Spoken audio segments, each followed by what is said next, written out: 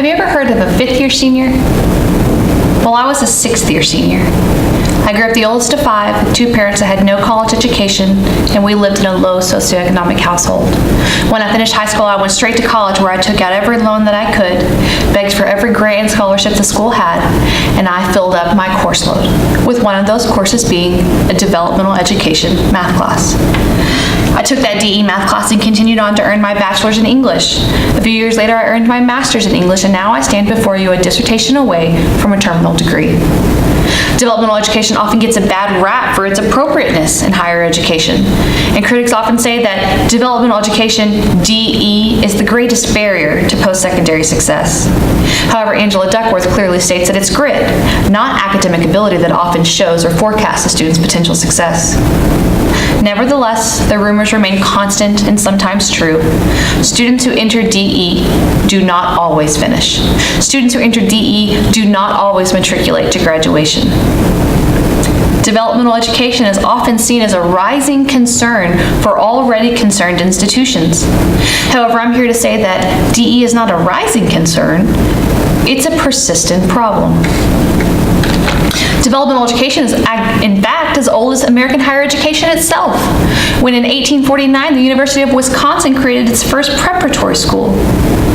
20 years later, that same university admitted 330 students to that preparatory school.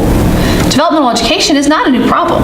In fact, by the end of the 19th century, 75% of institutes of higher education housed some form of developmental education.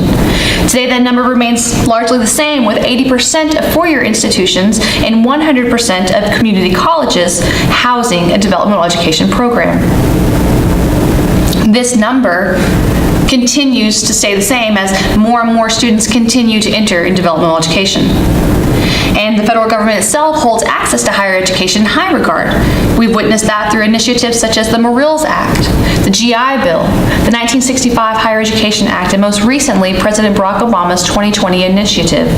The 2020 initiative urges more and more Americans to seek a college education and a college experience in hopes of creating a more productive, educated workforce.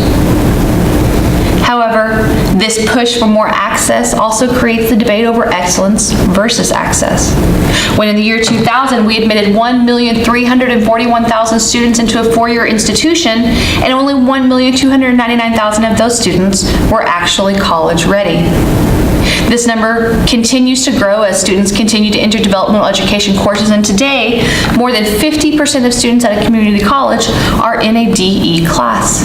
The number only drops a small amount, with 20% of students at four-year institutions enrolled in a developmental education course. This open access also creates retention and graduation issues, as we admit more and more unqualified and otherwise unprepared students into higher education. More and more of those students simply do not graduate. The most recent scholarship says, in fact, that students who enter a DE course at a community college do not graduate with an associate's degree. In fact, that number is actually 10% of students who enter a DE course graduate with an associate's degree in 3 years. The number shifts a little bit to a third of students in a DE course at a four-year institution who will graduate with their bachelor's degree in 6 years. Developmental education is simply not a new problem. And in fact, students who do not finish their DE course do not do as well in subsequent classes as students who do finish the DE courses. Persistence and graduation are always on the horizon. Studies show that students who take a DE course often do not persist to graduation. There are pros and cons both for and against developmental education. However, one of the rising concerns remains money. Right now, community colleges spend $2.3 billion a year to educate the unprepared. That number increases nationally to $3.6 billion a year.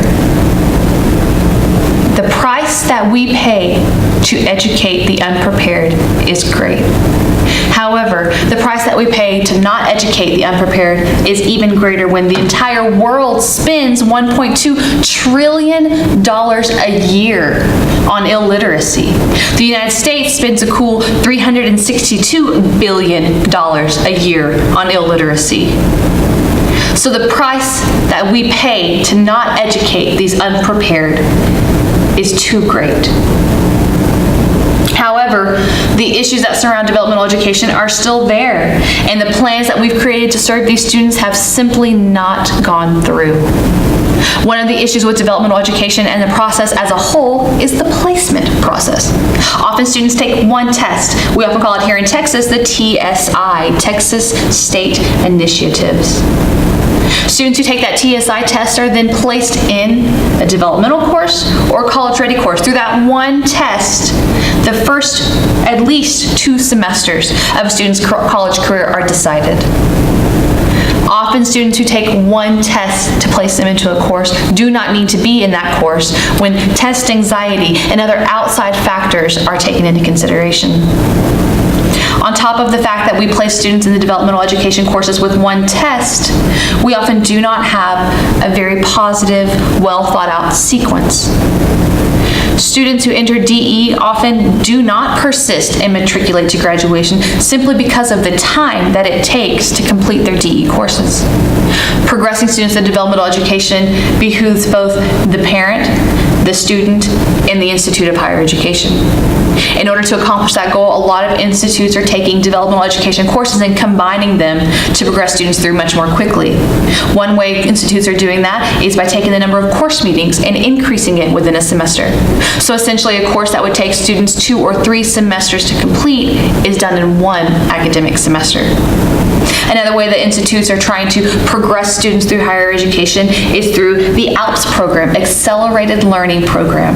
In this program, students take both a developmental education course and a college-ready course simultaneously, allowing them to progress much more quickly. Developmental education is simply not a new problem. However, its persistency leads us to believe that it truly is. Recently, I attended a TED Talk event at Abilene Christian University, and during that TED Talk event, Dr. Brandon Jones gave a talk over African American college athletes and why they succeed. In that talk, Dr. Jones talked about focusing on successes rather than failures. I venture to say that the American higher education would benefit from this similar approach. Stop trying to emulate and replicate failures. Start trying to replicate those successes. Rather than ask yourself why your students do not persist through the DE sequence, ask yourself why some students do. When we figure out why some students do persist and are successful, then we will replicate that across the board.